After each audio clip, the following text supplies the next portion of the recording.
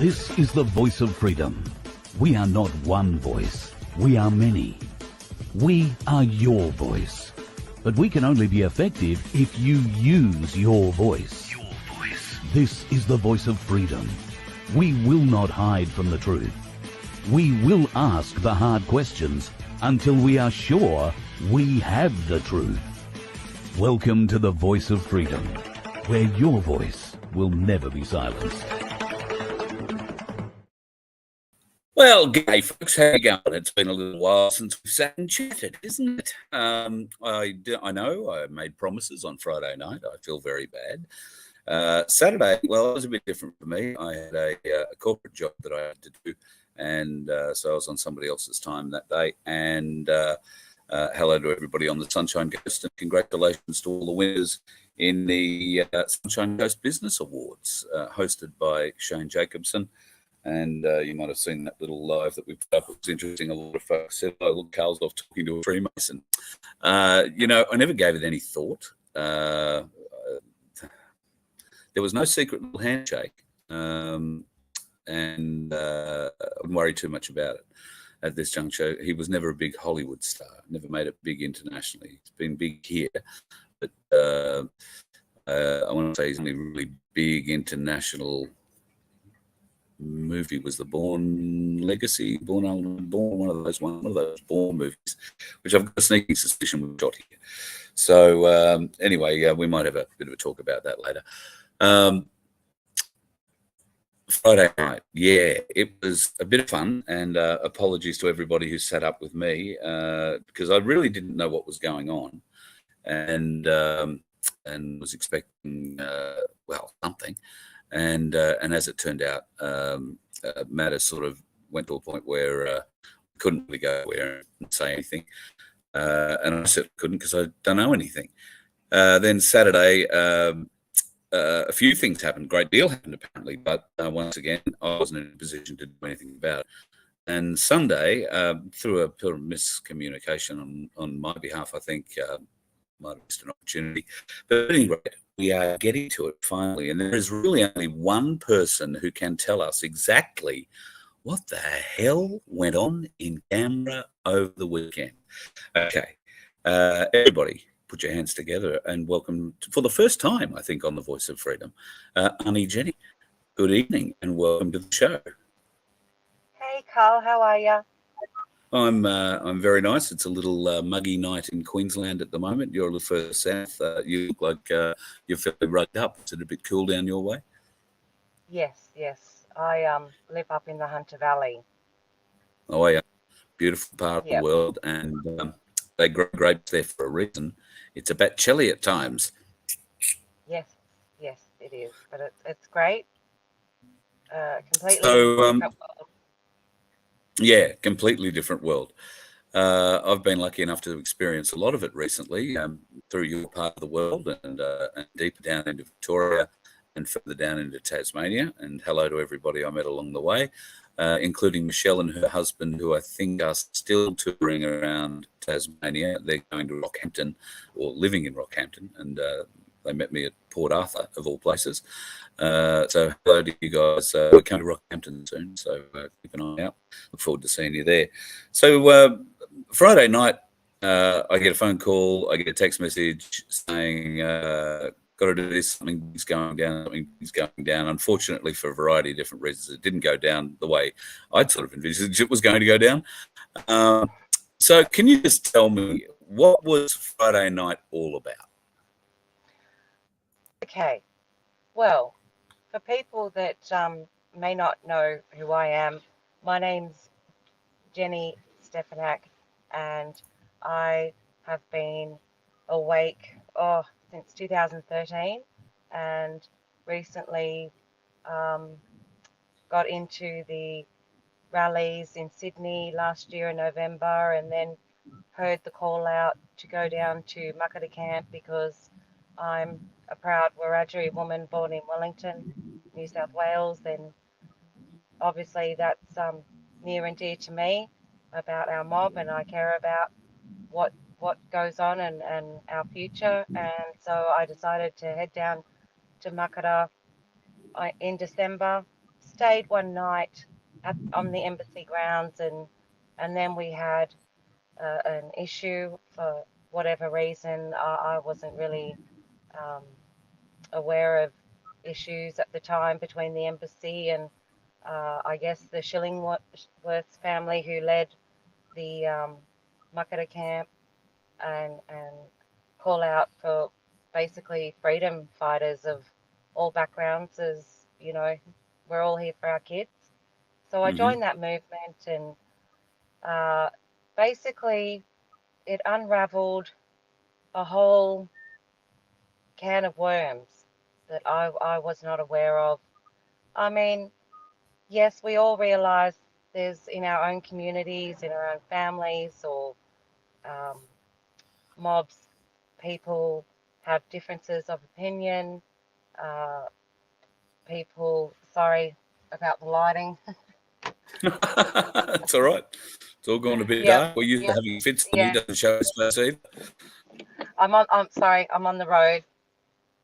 Just No, you're in not the middle. driving though. No, no, no, no. I'm literally on my way to uh, pick up my granddaughter. So, in the middle of all this, um, as far as issues down in Canberra and the bigger picture sort of stuff, uh, you know, Carl, life and family get in the way. You've got work and commitments if you're blessed enough at the moment to try and um, make a bit of coin. But as I stayed for a couple of months until the 1st of February, I mean, sorry, the 1st of May was my time in Canberra, and I experienced the division firsthand of Makata and the embassy occupants. We were kicked out of the embassy grounds um, for that first night that I stayed, like for the next night. And apparently, you know, there's lots of little twists and turns and legalities uh, where the Makata camp was. Apparently, that's like government land. So, you know, that made it all the more easier for the AFP to move us along. Mm. Um, for you know, COVID was in full swing, sort of back in December when I landed, and lots of people in Canberra were still in fear and um, obviously following all the guidelines and masks and things like that. So that um, happened everywhere, including Aboriginal communities, and uh, unfortunately, uh, fear got in the way. Both camps tried to come together, but unfortunately, uh, politics within their own group got in the way of our discussions of trying to come together and have an understanding. Uh, and, you know, in that process, we uh, just, the divide just grew and grew, and the frustration. And then on the 14th of January, got kicked out, evicted unlawfully, all our stuff stolen. I wrote a huge letter about the event to the AFP property office. They actually stole my um, oven at the time. It was cooking kids' dinner, literally all their belongings. That's what was heartbreaking, that Mm. their stuff was taken and shoved into trucks by the AFP, and a brother was being detained and arrested and ended up having a medical episode in the middle of it, and yet police were still trying to arrest our brother at the camp during all this. So it was so traumatizing. And so uh, the next stage of, I guess, this saga was that, you know, in that removal of us, the Makata camp, you'd see other people's footage of a line of police protecting the embassy people, um, and basically coming towards the Makata people. Um, and it was just so heartbreaking. Like, Mm. yeah, it was just a very bizarre situation to see So, police intervening with all us black fellas and the freedom fighters that were supporting us. yeah. So you were involved in an eviction yourself. You evicted people yourself back in February, didn't you? I did. I had a conversation on the 5th of January with another Makara camp member, Arnie Bucky from the Cubby Cubby tribe. Um, they're the ones that are um, trying to protect the Gympie pyramids and the so we ended up having a teleconference call with the National Sovereign Women's Council of Australia, uh, and basically these women from all around up north and different areas. I'm yet to meet them all, but anyway, we discussed trying to um, work with the embassy, how we're going to deal with them. Apparently, there's a long history of people trying to sort this situation out. It is a giant can of worms. There's paperwork. So There, there's people with different sorts of explain the claims. situation Stuff. for us.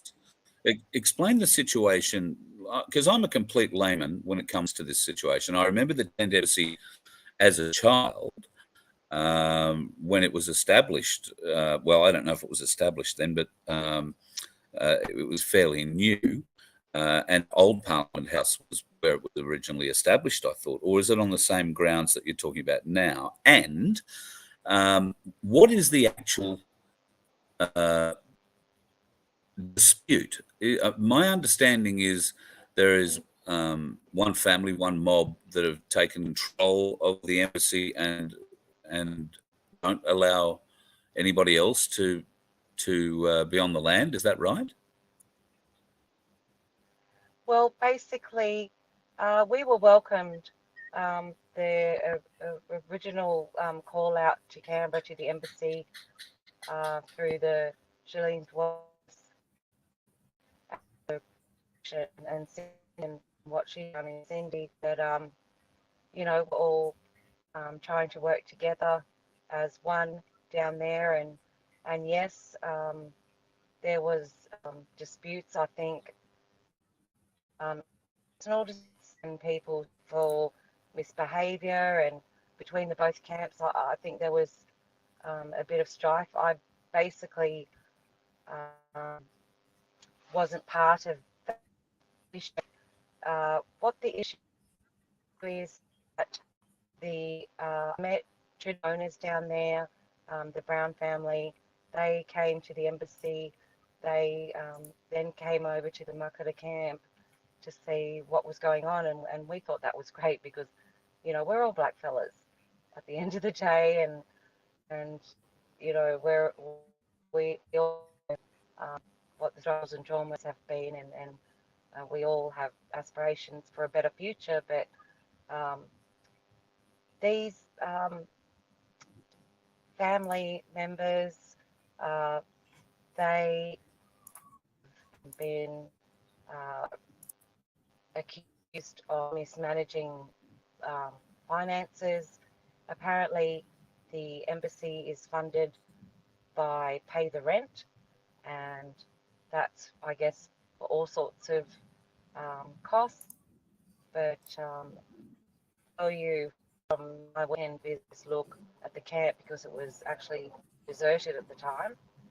Um, it's not spent on the upkeep. There's a lot of basic things that you'd think a caretaker would do in any caretaking role of a property, and it's not up to um, what it should be for an embassy. So basically, there's a bunch of documents that I can send and send you, Carl, for later, that people can look at, that was sent out by the traditional owners, the Brown family, um, with their concerns and around what resulted in their claims around native title or recognition. Uh, different mobs or different names. There's so much to this story, Carl. It's huge because um, later today there was a bit of a twist um, between uh, people and humans can be humans and react and offend others and totally vent in a different way or vent via Facebook, which is totally destructive when we're trying to bring everybody together. Because in the end, Carl, there's a lot of strife here at the embassy, a lot of issues, a lot of history there, a lot of my whole cultural protocol requires, and that is to ask the elders to come, or our leaders or their representatives. We've got technology, people can um, physically go there. We want to set up something for early next year. Uh, our elders have to get together because what's going on at the embassy and how it's being managed is not truly representative. And Mm. you know, like everything, you have to be held accountable. And when you start asking questions or challenging, um, people are sick of it. So back in January, we were basically saying as a group of women from all different mobs and experiences, we have to do something about this because it's not a positive thing. They've been there for many years, and we thank people for giving time and things like that. How effective are they? Do they have the skills?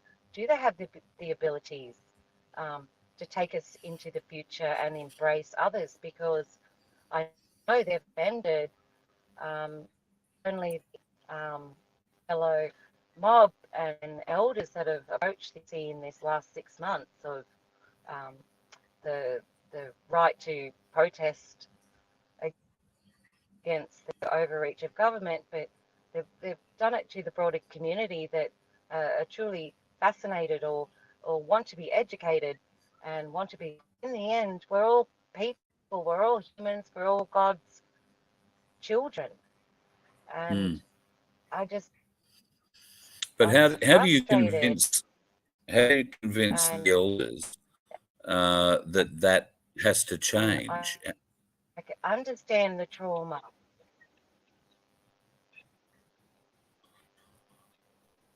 So how do we Well, convince the like elders to come the together for elders that change? or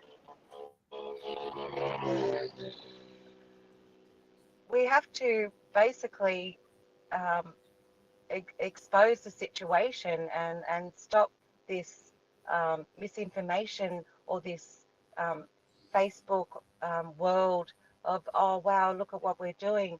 Yes, appreciate all their time and energy. Yes, the issues are important that they campaign and champion down at the embassy, but why can't they include all of us? Because we're so passionate, we want to join with them, but Mm. it's their way or the highway. Like, how is that fair when there's Well, 100 plus their um, houses?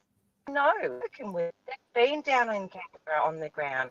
They were told to get lost, in no uncertain terms, from the embassy. Like, totally disrespectful. Like, they need to be corrected. If you're an elder, like it's time to step up and show some leadership with that mm, title, um, and obviously respecting their background and stories and their own part of job. There's still, if they want to be that, can you please stand up and can you please come? Because you know myself, those people in the embassy uh, are elders. We want to hold space. That's why I made that move. That's why I consulted everybody before doing the eviction. I know I can't do that on my own. This is not about me. This is about us. it's really sad. I can see one's points and how they've hurt each other, and most of these things are family issues as well. Like, it's not only our culture and identity; it's broken up families, and and basically this whole system is good at dividing us, and continues to do so to this very day, even when we're trying to get together. And yeah, I don't know what we can do. All I can do is actually expose what's going on and say, can you please step up, elders? I really want you to come to the embassy and help sort this out, because fellow Australians that are from different um, countries, but um, they want to be involved. They they see us as their family, brothers and sisters. Like, it's been an Yeah. unbelievable experience. Get in everything in movement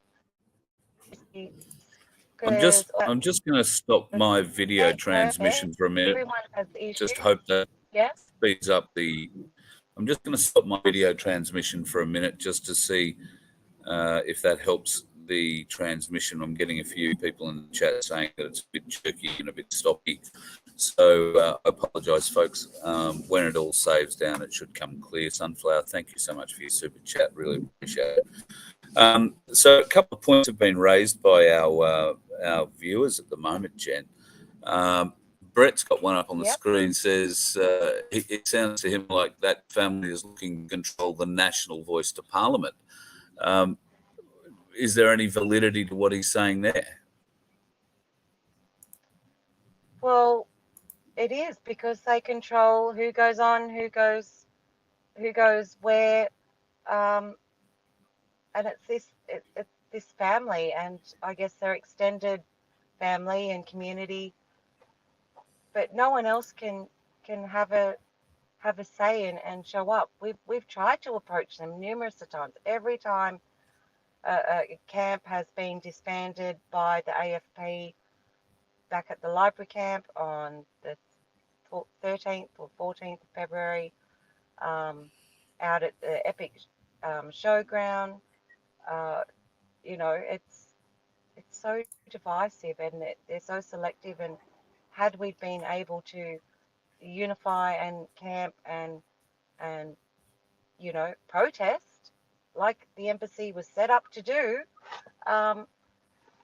we could have still been there, and it was just an amazing time. Everyone was in one accord, because at the end of the day, we're all brothers and sisters.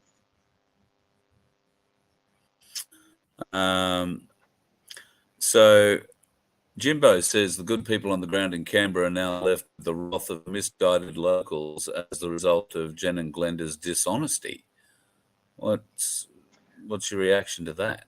Okay. Well, there's always more to the story, and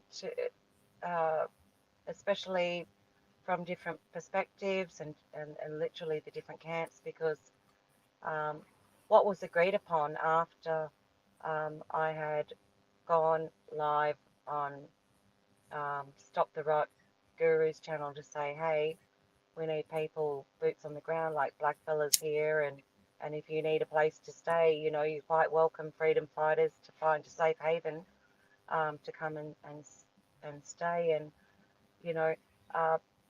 the police were naturally called. I was ready for them, and basically told them that story. We had served the notice to leave because of all the mismanagement issues. The documents were attached, had anybody chose to had read it. They even posted that eviction notice on their Facebook page under the Aboriginal Tent Embassy on the 3rd of March. So I assumed that they've been served, and now they've notified everybody of the situation, and tried to peacefully connect several times, even with mediators. When Lumpa and the elders came down, I was there, and had to, put down my ego and think of the bigger picture and go, this is about all of us and our kids and our mobs and humanity, Australians, all of us, to get along and rise up and stop being the Is that just negativity and is that just a pipe dream? Is that just something people say? Because I mean, it's something I really wish and pray will happen. But every year around Australia Day, we see the anti-Australia Day sentiment ramp up again. We see division not just between black and white, but we see great division between black and black. And that's the sort of division you're fighting, or trying not to fight, but to bring together. Um, yeah, there are plenty of white Australians, white Indigenous Australians, because anybody born on this land is Indigenous to it. yeah, So that's, yeah, there are plenty of white fellas who want to help, want to be part of the solution. yeah, But the yeah, problem is we are, by and large, a very uneducated mob when it comes to the cultural nuances that you refer to, that you've had to deal with over the last 3 days or so. And they sound, many and varied, and obviously significant culturally, whereas some of the Indigenous white fellas might say we need more practical people to start unifying the country and the people in it, both black, white, brown, brindle, green, whatever they are. So how can we bring us all together and hopefully see our collective, it would be a collective betterment for us all if we were able to unite. And I'm going to, if I can just find it, bring up our Magna Carta emblem, which hopefully will be available soon. Now, we would hope that this will be something of a unifying measure, because I think it's very important that we come together and recognise both the sacred culture, but also the basis for the white culture that's in Australia as well. Now, you and I had talks about this. Arnie Glenda had talks. This has been passed around many mobs. And, well, first of all, do you want to give your reaction to this particular emblem? yes. I really liked it because it's inclusive. It's a modern day representation of a warrior from an English, I guess, white sort of background, but I love the shield because, we're protectors, hunters, gatherers, and that's a collective of totems.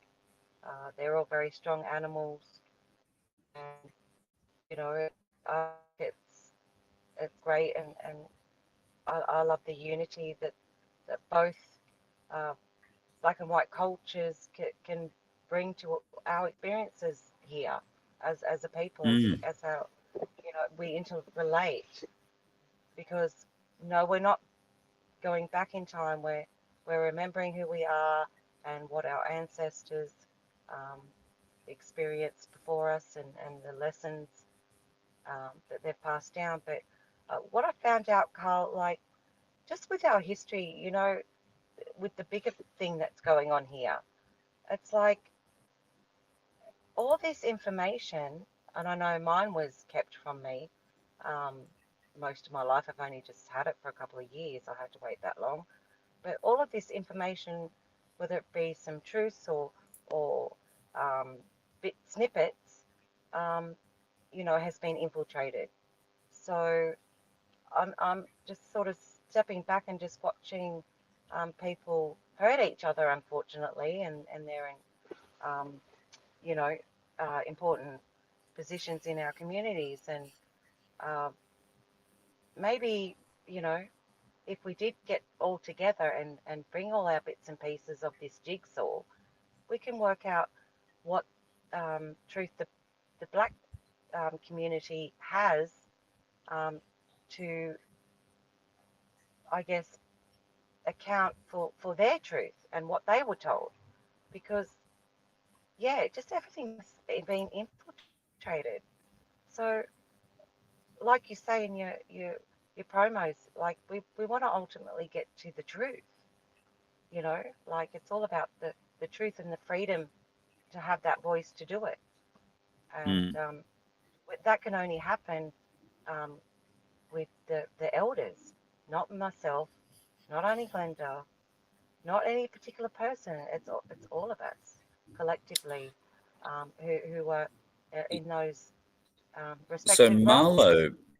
Marlo brings up that very point. What elders are you talking about? Some people from the Muckadah mob don't recognise their own elders, it seems. Well, this is the thing. Come together, put it all on the table, bring all these information. We know that the bigger powers that be that have been running this planet have caused drama with everybody in everybody's community. It doesn't matter where you're from. Um, we get snippets of information, like I said, and things can be twisted and people get easily offended and yeah, that it happened. But there has to be a time that this hurt has got to stop, because it actually, in the end, yeah, it hurts people, and we're all disconnected, and we lose that information or that Yeah. bit of the puzzle that can give somebody else a picture of, hey, I thought this about my family, and no, that wasn't true. It's this, or it's rabbit holes really that you've got to go down. But we don't know until they all come. Like, yeah, who are our elders, and why aren't they at the embassy? Why aren't they participating? Okay, In, so more like you equal. actually don't know who the elders are, but I'm From each assuming that mob, land I couldn't council. tell you. Well, the I'm land assuming council the is a land council corporate. would have an idea. Yeah, well, definitely, but that's corporate structures. It's what they've given us to work in their system. But we didn't need buildings and pieces of A lot of paper and people in the chat. timetables, I guess. A lot of people in the That, chat are suggesting that the elders would be paid more money not to turn up than they would be to turn up. So well, I don't know. that Let's find out. What's the problem? Like, why can't we have someone in our communities, no matter which mob, where are their voices? They get shouted down, they get harassed, they get name called. Like, yeah, people try. So in our research for the new night, we discovered, I think through you or through Auntie Glenda, that there are over 330 different communities, tribes, Yeah. branches, if you like, of the family. Now, are you asking for elders from all 339 or whatever there are of them to attend, at least one person? Because we're going to need to book out a big resort and try and accommodate these people. What Yeah. I think that was the exactly? goal of well, it would have been great to, yeah, it's such a interesting situation because we're in two worlds. Like, we want to participate and have our own cultural spaces, and obviously they're important spaces and spiritual spaces and significant, and yet we live in this construct, buildings and roads and cities and things like that. So we have to come together, and that embassy was an ideal spot. And you know, it's been there for 50 years, and where are all the demountables and shower blocks for the elders to even come? So I guess the first step is to look at where the money is, and be transparent. And you know, apparently it's not very good. I know that they had not paid the previous um, sacred firekeeper, and money was owed there for wages and other people that were caretaking. I don't know. It's just it's a dog's breakfast. It needs to be sorted. There's got to be people, and I've seen different commentators, different people like Josephine Cashman, who's a former magistrate, law background, trying to work against our corporate system in the First Nations world, because that's big business. It's huge. You know, all the Yeah.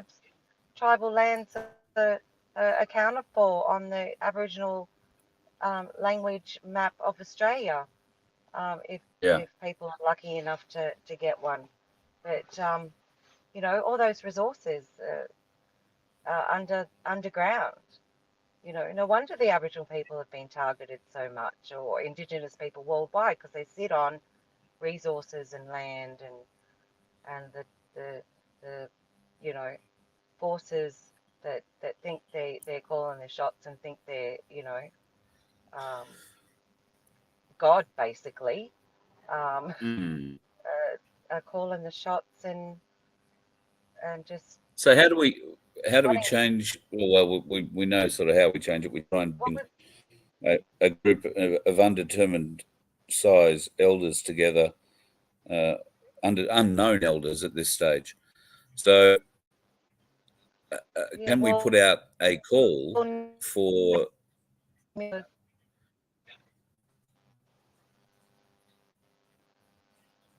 Oh, don't know whether or not I've dropped out or Jen's dropped out. Yeah, just for a second. Oh, yep, I can hear you. So, yep, we're back. I'm trying to figure out how we try and coax the situation along a little bit. I don't know whether or not there is a way we can.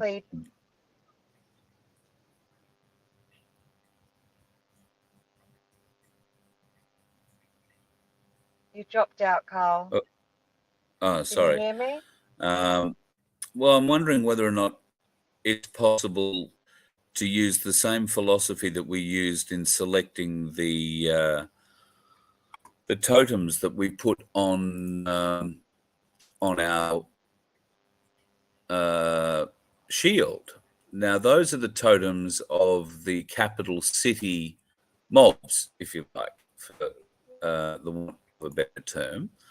And is there a way that we can get each state to elect someone to represent the state, or maybe two someones to represent the state, and therefore come to Canberra and try and establish something? And if there is something to be established, and for whatever reason the original 10 embassy grounds are never going to be given back because the corporate have got too tight a grip on them, or whatever, isn't this an opportunity for both white and black Indigenous alike to come together and create something new together?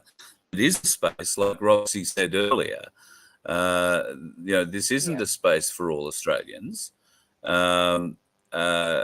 You know, it's a space that we predominantly are seeing it as a radical black activism space. Now, is maybe the way we go forward by adopting something completely new, start something completely new, and watch it grow from there. Certainly, those mobs in control of the money, which has been a big topic of conversation as well in the chat tonight. There are many folks, both black and white, I think, who believe that where the money goes to, how much it goes to them, is probably the dominant issue that you are fighting. So why not? I mean, you're a leader in the community, and Arnie Glenda is a leader in the community. There is a gentleman down in Victoria who is also a very big leader in the community. Why don't we start looking at creating something that is new for all Australians, that pays due respect to our culture that dates back 40 plus 60 odd thousand years, but does not denigrate the white Indigenous culture that has grown out of what, you know, we all wish hadn't been the way that Australia became Australia. But at the end of the day, there isn't anything we can do about it. There has been a national apology about it. It's time we moved on, and it's time we create something as brothers in arms, brothers and sisters in arms, excuse me. Yeah. So is that a way we should be approaching this, Jen, rather than trying to fight the money culture and the I don't know which elder to talk to? If we create something, they will come. I think there was a movie about that once. Oh, well, I don't know if your light went off again or you've just been shocked into complete darkness. There you go. You're back.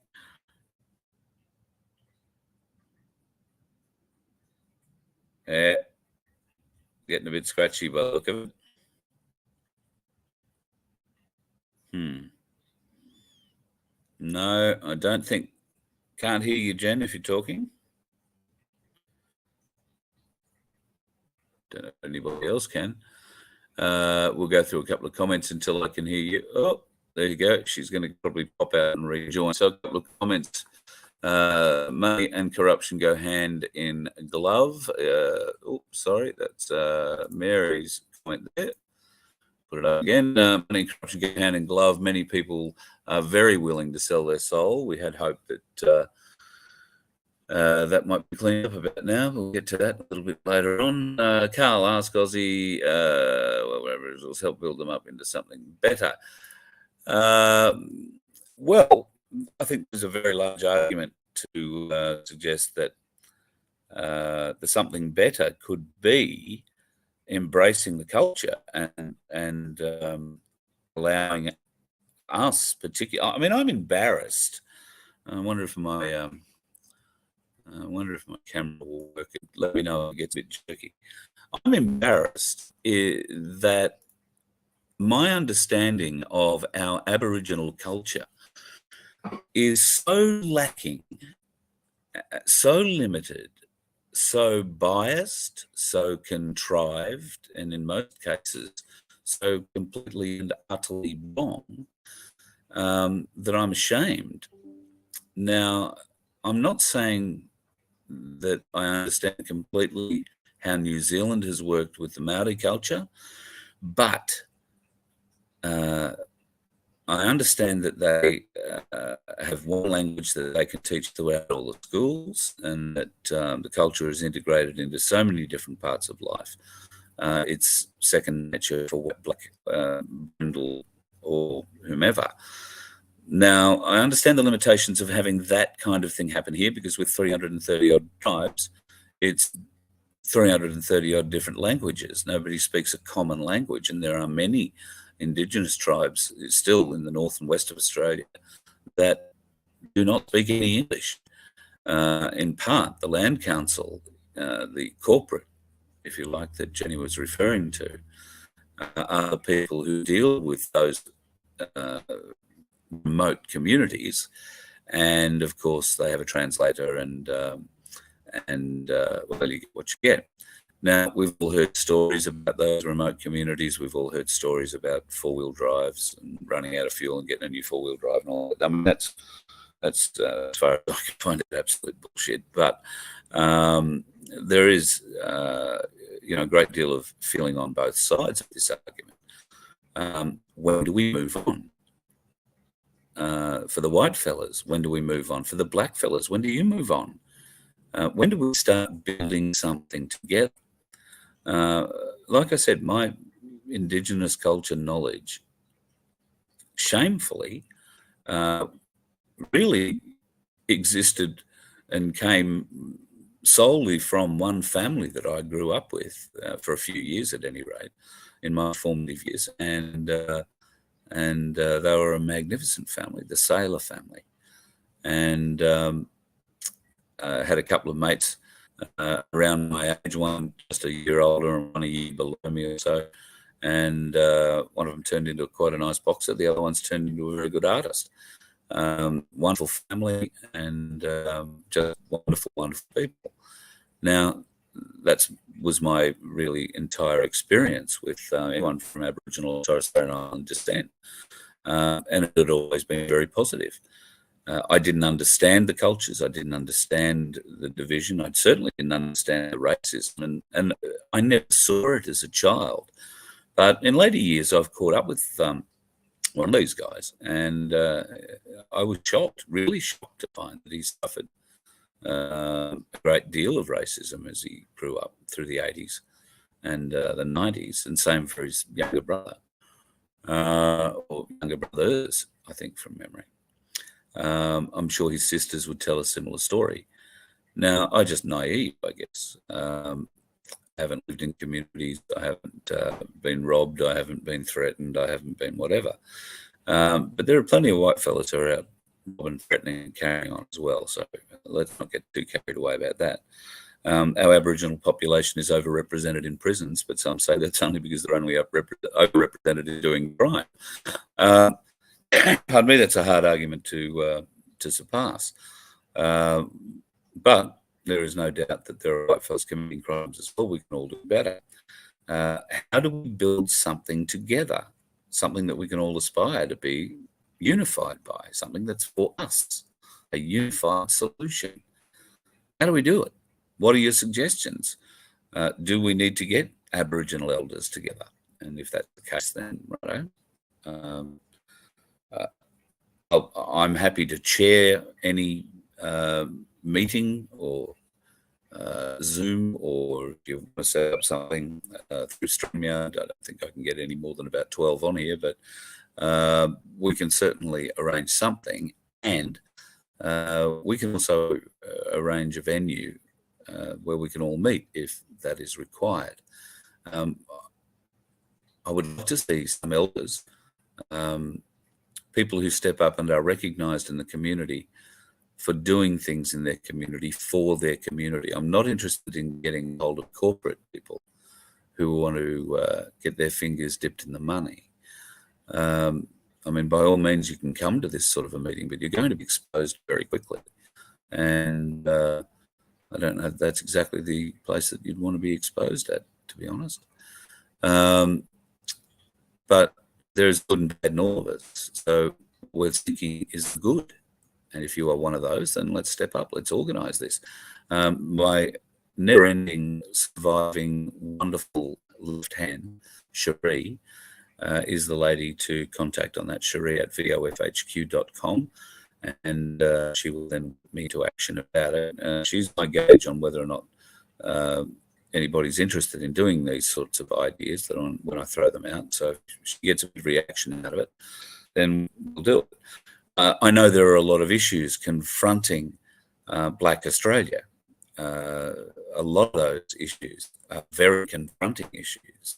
And we've seen evidence in Northern Territory and South Australia recently of just some of the issues that are being faced. Now, Do we have to get through those first? Would our black brothers and sisters like a little bit of white help? Because there's plenty of us that feel just the same way as you do about what's happening in your communities. We can work shoulder to shoulder. We can fight shoulder to shoulder against these bastards and what they're doing to our kids. But I'll be honest, right now, I don't think many white Australians feel they'd be welcomed into the battle. And speaking from my own personal position, I've been invited to Darwin on a couple of occasions and to Alice Springs to do shows, and I'd love to come. But I'm very wary of stepping into the cultural pool and being so bereft of knowledge on the subject. I don't wish to offend anybody. That's not my intention. My intention is to try and bring us all together. Now, because I have no basic, not even a basic understanding of what is expected, what is culturally correct, then that requires me to get something of an interpreter or a guide, if you like, a mentor through this process. I don't know anybody like that. And when there's 330 plus languages to contend with, what do you do? So you can see, folks, the problem is quite large and significant. But should we build something new and start afresh? Just a thought. So anyway, that was what happened in Canberra on the weekend. I think there's more behind that, and we'll have to wait and see what comes from it. Not really entirely sure about a great many things that happened over the weekend, and I'm looking forward to getting a bit more information from other folks who were on the ground over the next few days. That is my plan. So, do we want to talk about the American election? Bloody hell. There are so many people out there saying, I told you. I told you. There is a lot of news out there, if you go looking for it, folks, about what is happening about the American election. You don't find it in mainstream media because, once again, our mainstream media friends are not our friends. But if you go looking, you'll find things like this from Real News. Now, this was put out, I think, yesterday, maybe the day before, and says in the next 72 hours after the polls close and the main ballots are counted, they'll see the current red wave whittled down to a blue win. That was predicted. This reversal will stun the consciousness of America, and all the United States that went red are going to essentially threaten civil unrest. I believe it's also going to provide the outlet, since the National Guard has actively monitored the election at ground level, in addition to monitoring the electronic and transdimensional levels. I don't know that the National Guard were involved in the transdimensional level, or in fact even the cyber levels. Anyway, I believe it's going to be a match for the powder keg. We're going to hear some sort of emergency alert sometime this week. My suspicion, my thoughts about this is that it would come out on the 11th, which it didn't do. That's Veterans Day or Armistice Day. There is a whole heap of symbolism for that. Apparently, November the 11th was a serious symbolic meaning. President Kennedy's executive order to revert the United States currency to the silver standard and remove the death grip the cabal had on the nation on the US dollar was 11.10, all the ones and 10. Some news about the fraud, referring to a blatant, enormous and unbelievable fraud, and how over the next few weeks they're going to witness a point to where the country will realise it is a near-death experience, having your amendment rights, I don't know which ones the right to vote are, but having that taken away, having that usurped, could be deemed a near-death experience for Americans, I guess. That's designed to shock the sleepers awake, and it seems to have done that in certain areas. The plan has also worked phenomenally well, they say. Where they go from here, they can't say for certain. Don't have the confirmation, for the example, that the 11th was actually going to be a remarkable day. And as it turned out, it was absolutely unremarkable in most ways. So look, I think that there is some stuff happening. If you look at the news, particularly the videos that are coming out of states like Arizona, Nevada, Pennsylvania, Georgia, which has got a runoff coming up in a couple of weeks, and think back to previously when there was talk of corruption in a vote. I've got to be careful what I say. This whole thing's going to be taken down again. So that previous thing that we're all a bit dodgy about that happened in 2020. What they're essentially saying here is that it's been watched very closely, and if you date back to that post 2020 time, and you saw the officials coming on saying about any kind of investigation into misdoings or wrongdoings, they were police who came on and made those statements. If you go and have a look at what you can find now about Arizona in particular, but certainly in those other states that I mentioned, you'll notice that they aren't police making those statements. They are sheriffs and they are federal justice officials. That's pretty significant because the sheriffs are constitutional sheriffs in America. Nobody else can use that title. And a constitutional sheriff, if you may or may not be aware, very serious organisation. I think there's any number of them. Every state has them, and they have a lot of them, and they are dead set, sworn to protect the Constitution. So those are the fellas who are standing up and saying, well, we've got instances of machines not doing things they're meant to be doing. We've got instances of ballots being picked up out of drainage ditches that all just happen to be for one particular red person. So those sorts of newscasts that you're seeing, don't just listen to what they're saying, but look into the background, see who's really saying it. And if it's a sheriff, then you can guarantee somebody is looking pretty hard. There is also, let me just see if I can see if I've still got it here.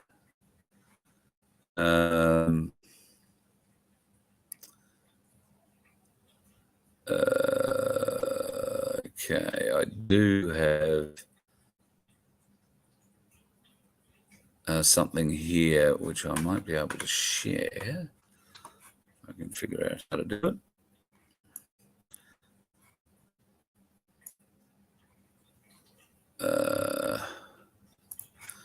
Right, go back to that one. I can't. I've got something else I've loaded up to share with you, which will be interesting. Let me just read something to you here. So this is from Best News, and they're quoting a supposed cyber military cyber head honcho who have been tracking anomalies, if you like, right from the word go. And they've said that in certain places they have discovered from very early on that there was a 35% discrepancy in some of what the tabulation machines were saying. Now, that's fairly significant. Electronic devices, those tabulators are the devices where they scan the ballots in and they're counted and then they get added to the main count. Now, this is in Maricopa County once again. The elections department there called their machine a bit of a hiccup, but that hiccup persisted for several hours, and you know that when it hiccuped in Blue's favour. Unbeknownst to election officials, the White Hats apparently had undercover boots on the ground, and the glitch forced voters to cast ballots elsewhere or forego voting altogether. Now, that was a regular story in up to 50 other polling places around the state. Sorry, you can't vote here if you want to vote red because there's nobody here to watch your vote. So pretty weird. 14 cyber crews from Cyber Command were monitoring electronic issues during this election. And we are slowly but surely seeing, as I say, some stuff from the sheriffs, which I find fairly interesting. Let me have a little bit of a glance here at what people are saying. A big crypto collapse. Look, I'm not the bloke to talk about crypto, unfortunately. I have an exceptionally limited knowledge of what is going on. I think we showed that one. Now, I got a very interesting text message earlier tonight from a lady named Wendy. Now, she said she's in Victoria and recently received this text message from her local Labor member. Now, bearing in mind there is an election coming up in Victoria on the 26th. Now, there was no opt-out, as is required on all unsolicited texts and emails. And she has rightfully got some questions. How did these people get her phone number? She's never provided it to them. And she also thought that only the Electoral Commission could contact her directly about electoral matters. Now, what was the text? Well, have a little bit of a look at this. Early voting starts tomorrow. How to vote for Labor, and for info on where you can vote, visit danandrews.com.au. Wow. So it has started. I wonder if we can flood that text, that phone number up there. Probably be silly to do that. So yes, how did they get your phone number if you've never subscribed or done anything to them? How did they manage to get your number? Obviously, through the emergency system, one would have thought. But I suppose they have any number of ways of doing it. Who knows? So there. Anyway, expect that more of that coming in Victoria. If you get unsolicited text messages, I think there is a way you can fight against that and get compensated for it. So maybe just wait and see how many of them you get, and we'll go from there. What else have I got to show you tonight? Here's an interesting picture. Can you make that one out?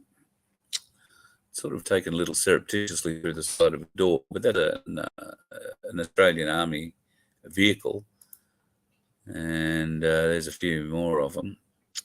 Now, great vehicles, those, absolutely spectacular. You can see in the rear one here, hiding behind the bus stop, it's actually a medical one. It's got a red cross on it. Where were these vehicles discovered? Sunshine Coast Airport, folks. That's where they were discovered. They'd come off a big plane, and may still be in hangar somewhere there at the Sunshine Coast Airport. So why?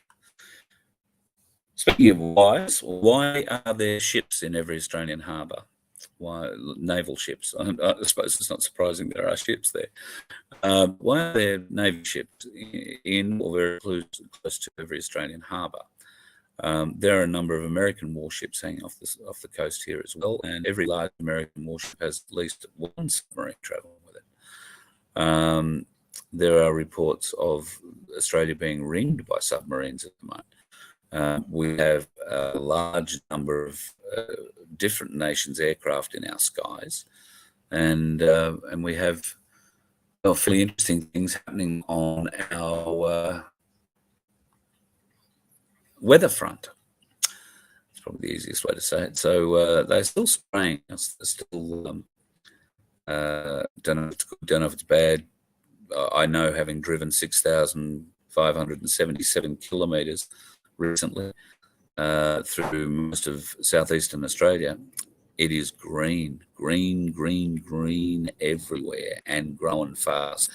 I must pass on my best to the people in Lismore at the moment, who I believe are going to cop another battering with a bit of rain. Again, I don't know that there's any flooding predicted, but who knows? They have been very interested in seeing this particular little piece of brilliance working. Oh, that'll start again in just one moment. So this is a file that has been sent to me. Now you see that pulsing signal that's working there? That isn't a radar. That isn't, well, nothing conventional. That is what we think could be an ionospheric heater. And this is how they work. You've seen them in other areas, particularly up north in, I think it's Longreach. There's one just out of there, and there's one at Emerald. I think there's potentially another one at Townsville. There's one further down south as well, and just escapes me at the moment. Of course, there's the one we're all familiar with in Canberra, and a couple of other places over on the west side too. This is what excites the shit they spray, we believe. So they're not even hiding it now. That's a standard old bomb. Bureau of Meteorology, they don't like being called the bomb anymore, apparently. But that's a standard bomb image, and if you keep your eyes peeled and keep watching weather radars, you will catch them on those loops. And I would advise you to have a look around the HARP installations in Queensland in particular, but look further south as well. Been told the corona ships have been moved away, and currently not doing a great deal off our coasts, so don't really know what's going on there. Also, for our flight tracking folks,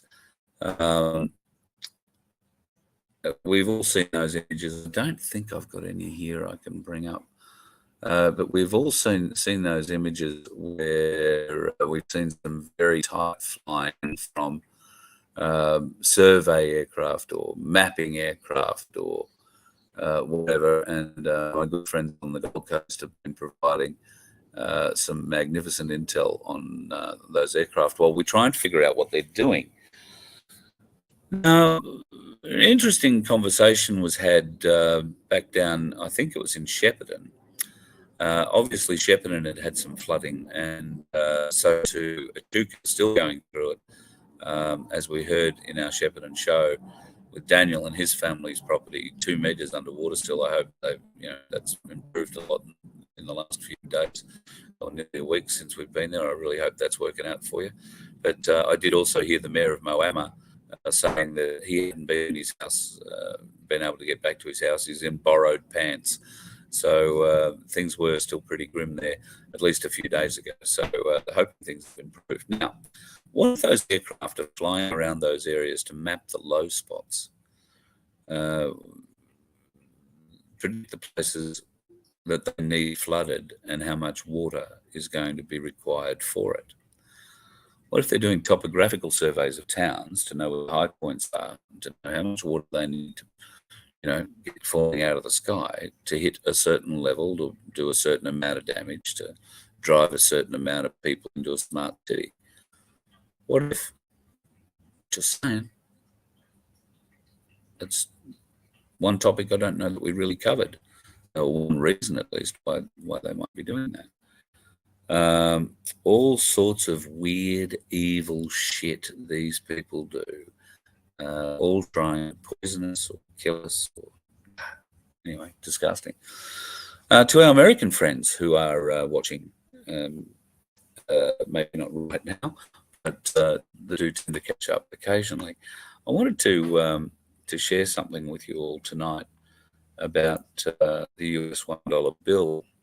Now, I'm not going to talk a great deal about this, other than to say there is a Bohemian Society, something called the Bohemian Society. And until I have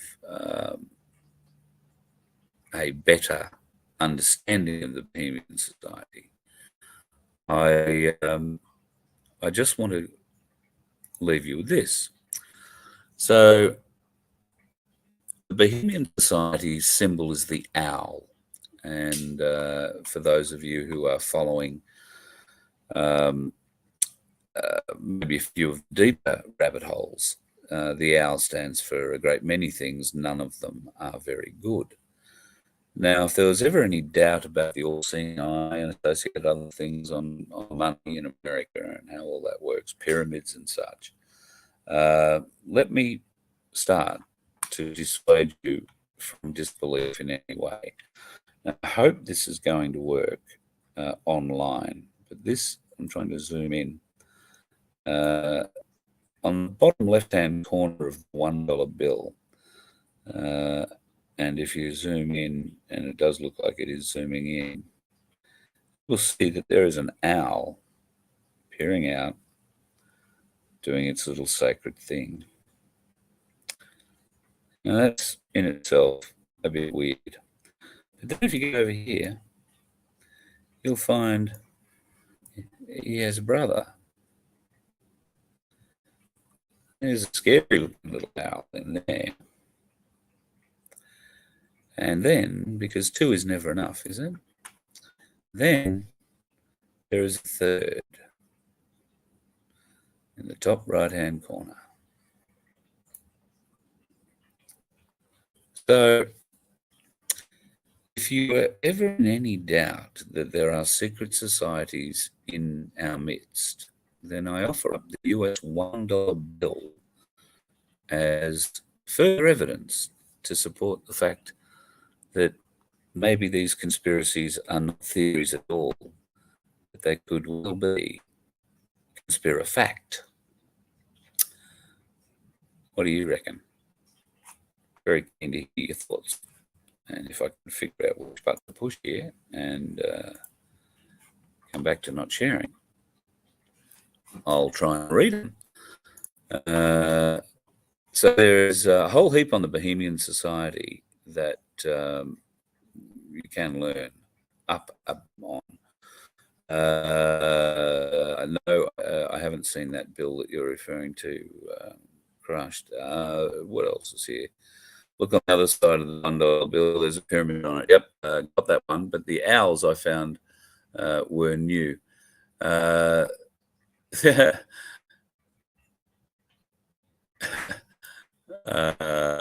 Yes, Billy, I do agree with you. In fact, I've been a bit of an owl lover myself, particularly during mice plagues. And the tawny frogmouth, not an owl. Just pointing that out. But yeah, Adam, I'm a bit with you. You find them in the strangest of places. So yeah, not good.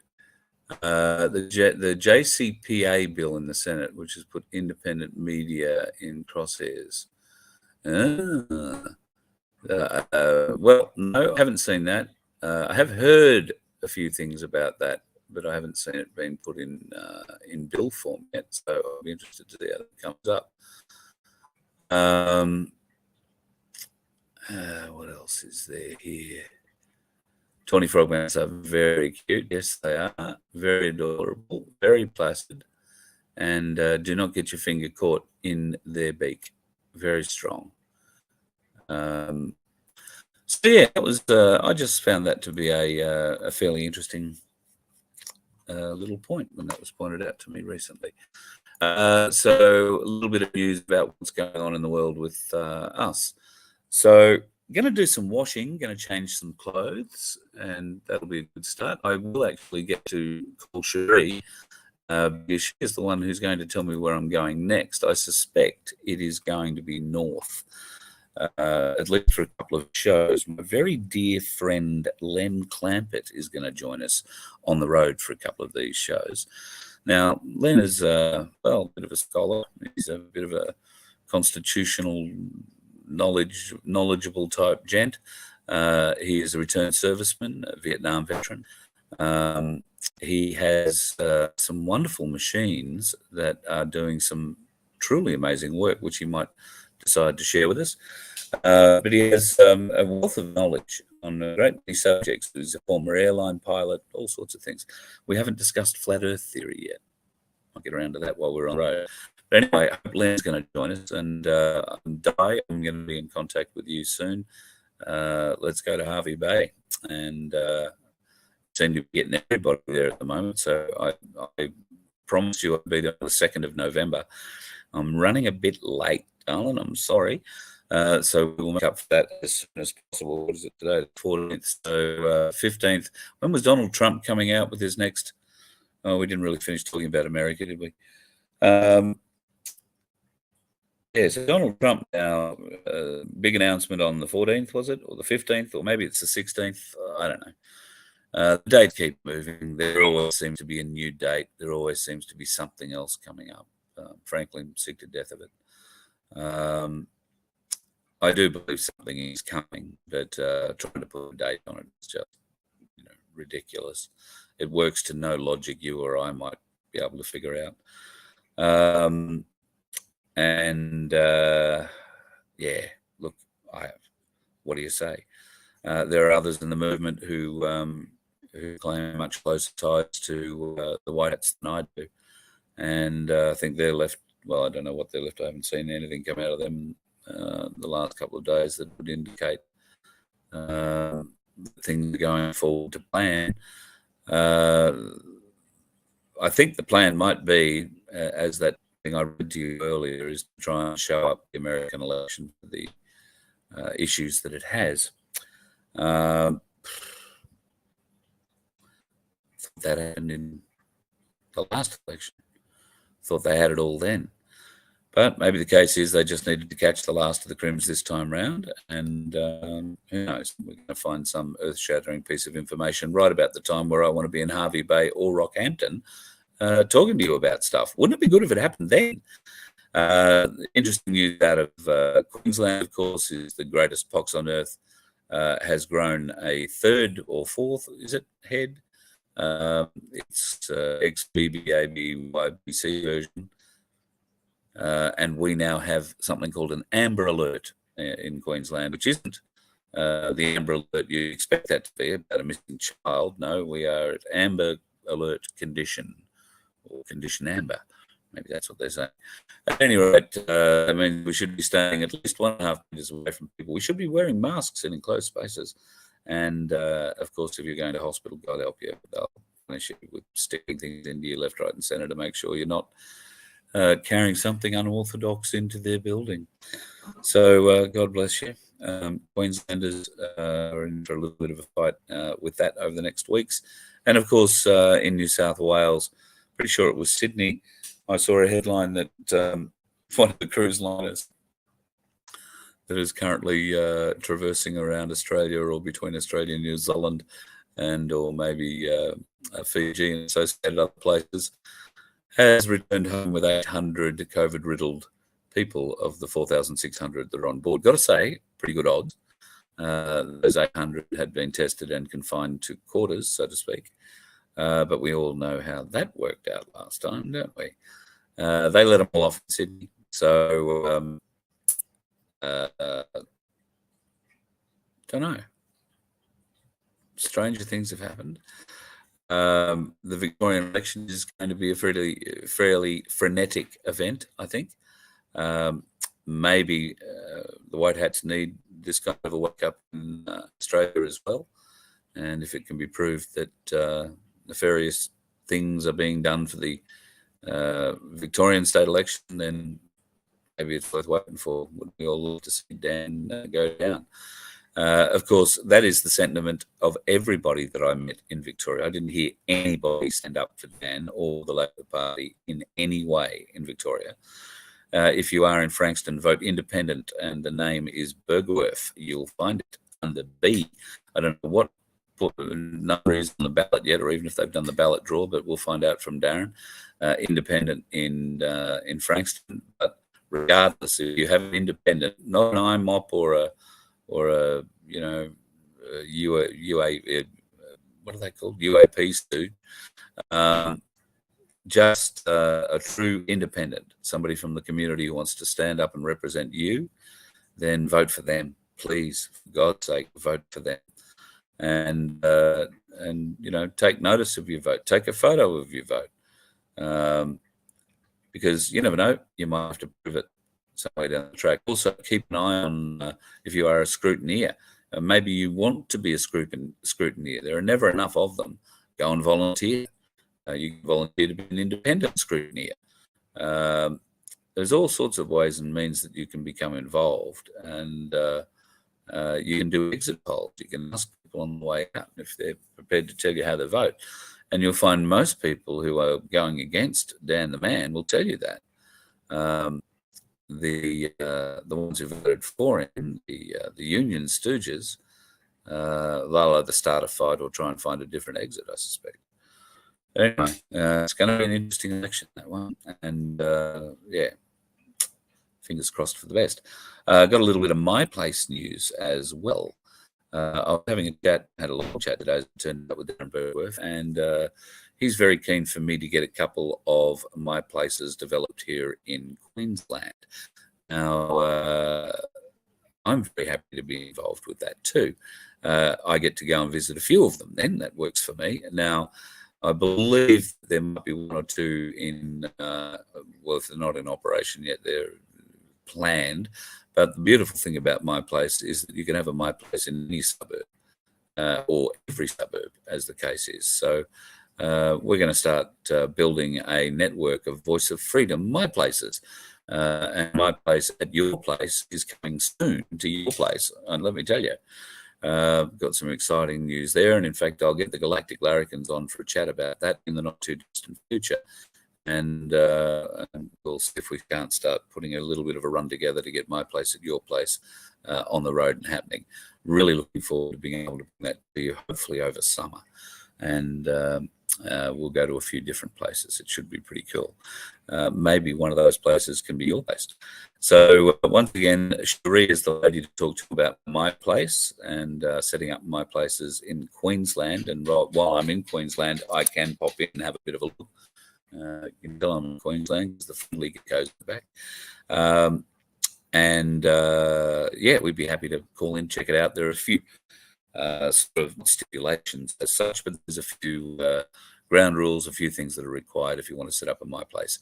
None of it requires money, but it does require a reasonable, sized venue, some small facilities, and depending on what kind of My Place you're setting up, an urban one or if you like, a bush one where people can bring seeds, grow plants, grow crops, and share the spoils with the rest of the community at My Place. Well, there's a roadmap on how you can do that pretty easily. And from there, great things grow, like people's councils and all that sort of good stuff. So Cherie, SGEEVOFHQ.com, if you want to get a My Place in your town, and particularly at the moment if you're in Queensland, doesn't matter what town or suburb you are in, whether you are along the coastal fringe or in the outback. Love to see it. Pardon me.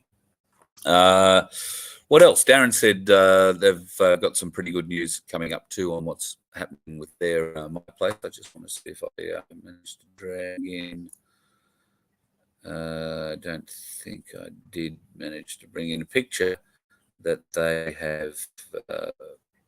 Well, it's not a picture, it's actually a flyer that they have put together for things going on in Frankston. Let me get 1 second here, I'll bring it up. Now, this is a great idea if you have a My Place to be able to put up something like this. Now, it gives you a bit of a rundown of what's coming out on the week, and you can print that out, put it on your fridge, know where, when, and what's happening, and what events are coming up at particularly your local My Place. So I thought that was tremendous. That's coming out from Frankston, obviously. But if you are already putting together your My Place and you want a little bit of promotion, by all means, send some stuff in to us. We are very happy to receive it. And in fact, we'll probably wind up putting a My Place page up.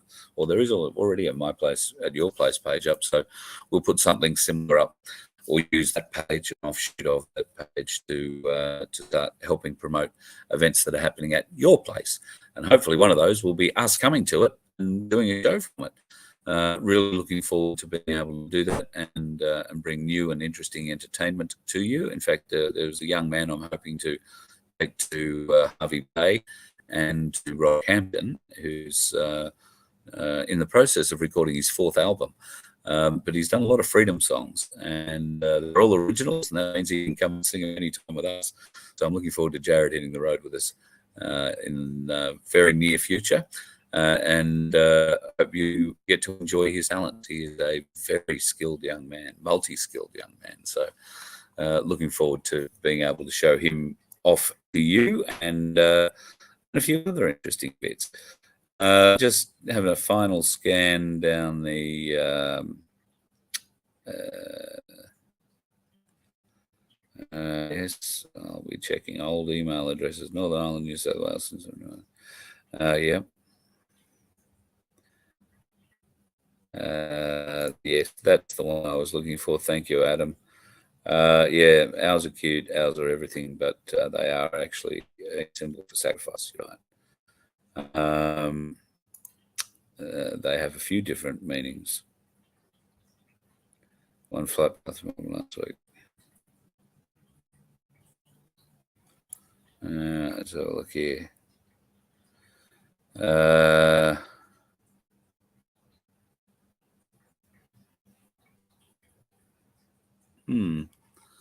All right, Jimbo. Interesting points. Just trying to keep up. Geez, you're a talkative mob tonight. The chat's just gone so quick. Mind you, you all seem to be helping yourselves out, so that's pretty good. I'm hopeful that the moderators got onto the porn channels. I got a couple that were happening during Jenny's chat. So I'm going to love you and leave you for that one tonight, folks. It's probably later for you other where it is where I am. But I haven't had dinner yet. I'm bloody hungry. So I'm going to go and make myself a chicken sandwich and probably head off to bed in the not too distant future. We'll have another show tomorrow, another bit of a chat about what's going on. Look, what hope can I give you? The only hope that I can give you is that I still think there is something happening. You've got to look for it. You've got to see the sheriff badges. You've got to understand what a sheriff really is.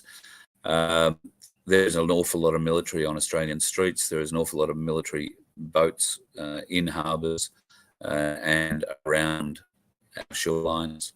There is an awful lot of military hardware in our skies, more so than ever before. You've seen some of the flight tracking data that we've been allowed to see. Now, I'm not getting sent too much of that stuff anymore, which indicates to me the flights have stopped for the meantime, or that they're no longer transponding in any way, shape, or form from takeoff to landing. So, unless any of you would like to help me hire a jet so that we can overfly Lord Howe Island and get home again, then I don't know that we're ever going to find out what was going on over there. Yeah, I believe there's a few military boats out that way too. So I don't know. There is shit happening, but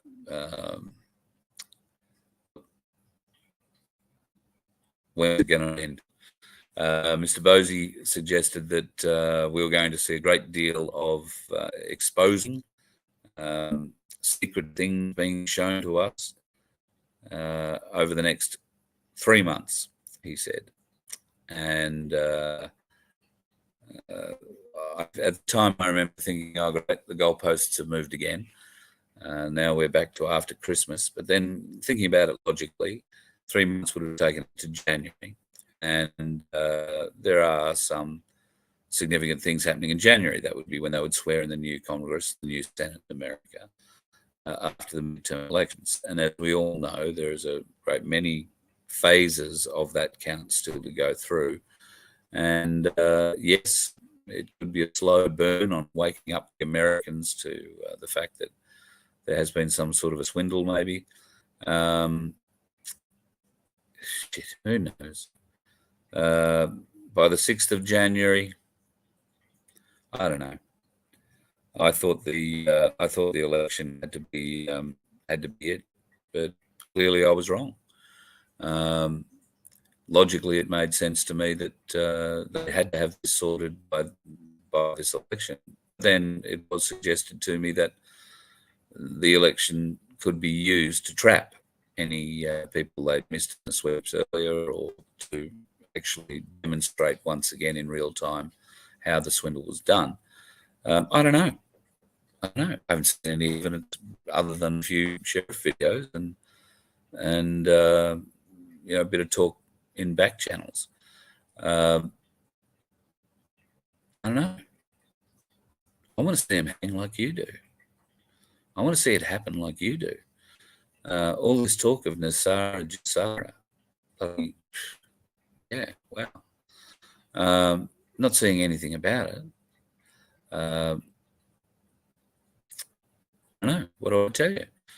I'm going to tell you, keep buying silver, keep buying gold, keep buying precious metals, because the market's certainly doing some weird, strange things. I was reading some posts the other day on a Facebook channel about the COMEX channel, or the COMEX market, rather. That's where silver or precious metals are traded, and they believe that the silver price has been kept down. I don't know. I don't know anything about that either. We all know how much I know about that. But I am going to go back into Ainsley Bullion, where I bought my 2 silver coins from. And I'm going to go back in there on Thursday. And this time I'm going to catch up with a man named Paul. Now, we're going to record something. We won't do it live because of, just issues of where we're going to be. But we're going to record something which I think you'll find very interesting. We're going to show you all about silver, all about gold, and with a bit of luck, we might even see some platinum. We're going to sort of get a very in-depth understanding of what you should be looking for if you are going in to buy silver, or if you're going to sell silver, and what all those markings on the coins mean, or ingots, or just about anything else you got silver on. So I'm looking forward to going in on Thursday and doing that, Paul, at Ainsley Bullion, and I hopefully will have that for you on Thursday night, at Thursday night show with a little bit of light. It's going to be very interesting. I'm really looking forward to learning a lot more about silver and gold, and I know platinum, but there are other precious metals too. So hopefully Paul might be able to explain, even if we can't see them.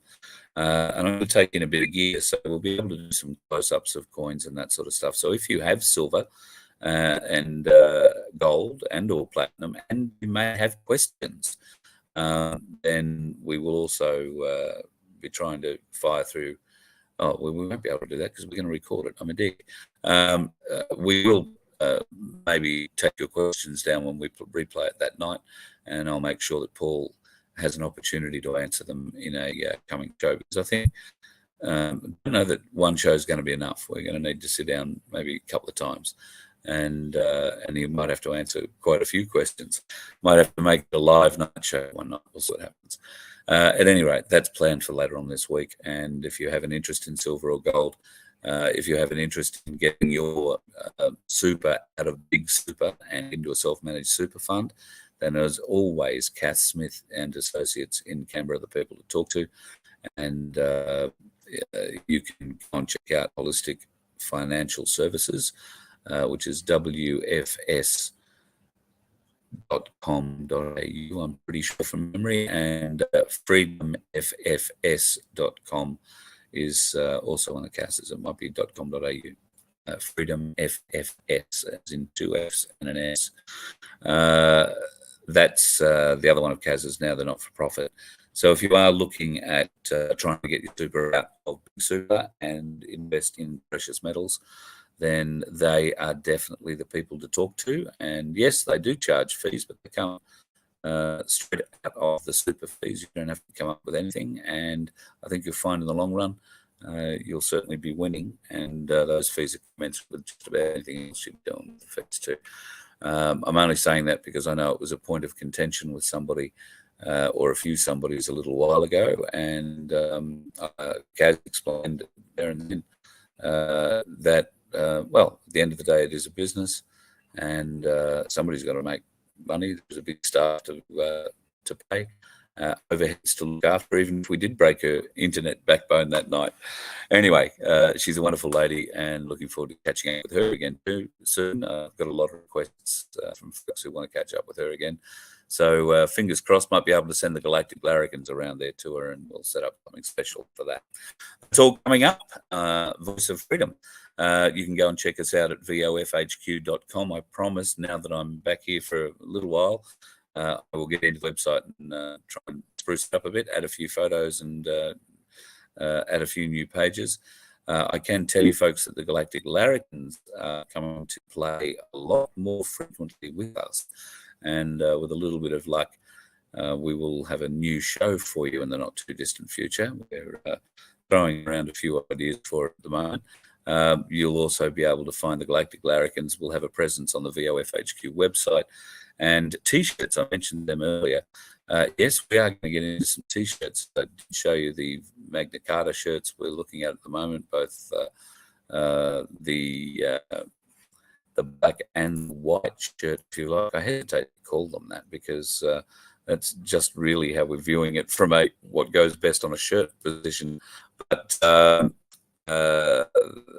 as it may, there'll be a lot more shirts with a lot more interesting things on them, and the Galactic Larrikin is going to have a large input into that. So looking forward to getting on the road with the boys and bringing more shows from your place to everybody. It's all about community, folks. We've got to build the community, and I'm invigorated and vitalised after seeing what's happened in Victoria and New South Wales and hearing about what's happening in Queensland. We want to be part of that. We want to help you be part of that. And my place is the way to start. Doesn't matter whether there's one in the next suburb. Start one yourself. If you've got the room, you've got the time, and you've got the inclination, then get a hold of the paperwork.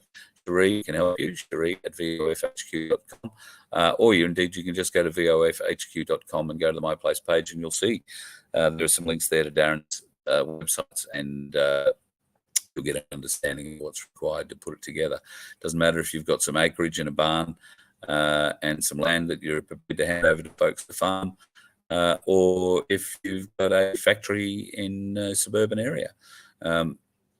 Very easy to hire a factory too, folks. If you're wondering about how you can get a space together, there's at the moment in a lot of areas a great glut of warehouses. You can rent a 3,000 foot warehouse for sort of $3,000 a week. I think that's what Darren said. Maybe he said $3,000 a month. That seems a bit cheap. But at any rate, there are ways and means of being able to hire these spaces at very affordable rates. And look, if you're starting at My Place and you need a venue and you've got 500 members paying $1 a week for membership, then look, you can probably afford to rent something. So all food for thought, and hopefully you're eating it up. We would love to come to your place real soon. Like I say, heading north, we have Harvey Bay and Hampton shows have been promised, and I'm sure that we'll get those in the next couple of weeks. So if you're north of there, Townsville, Mackay, or Cairns, and you'd like to see us come up your way for a show, we're happy to do all that too. Get in contact with Cherie at vofhq.com. We'll put you in the same run, and we'll come all the way up and all the way back down again if needs be. Very happy to go anywhere and everywhere. If you want to learn about My Place, if you want to learn about people's councils, I will get an update from Spiros.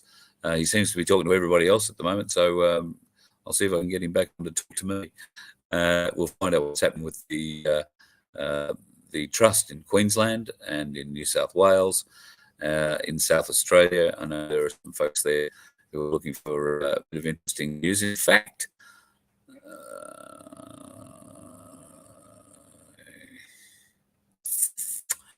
I don't think I can tell you the interesting news from South Australia.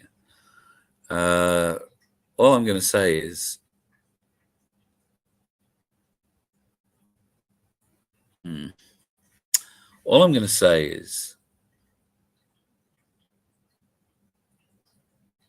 can't tell you what's going on in South Australia. But there might be some good news for folks if you're driving and you run across those dreadful things that take pictures. just saying, there might be some interesting news in your future about that. Let's just leave it at that. That's about as close as the wind is to window. I want to get to that because it is going to involve a court case. A very exciting court case, particularly if you live in South Australia and have gone past one of those pigeon taking devices. You get my drift? I think you might. All right, folks, thank you very much for sticking with me tonight. It's been a great pleasure, and I'm humbled once again that you would all aim to share any time, although you've even missed me over the last few days. And I have had so many text messages. I've had so many emails from people saying, where are you? Did you crash on the road? No, we didn't do any of those things. Unfortunately, though, we did drive some big kilometres, wore us both out, and I literally got back here, unloaded the bag, put in new socks, jocks, took the suit out of the bag, steam pressed it, put it back in the bag, and jumped back in the car and drove a couple of hours north to make good on the commitment I made for the Sunshine Coast Business Awards. Yeah, you would have thought the weekend would be relaxing, but no, car needed servicing, so hung around today. Highlight of the day for me then was having to take the car in at 8 o'clock this morning for the Sunshine Coast to get serviced.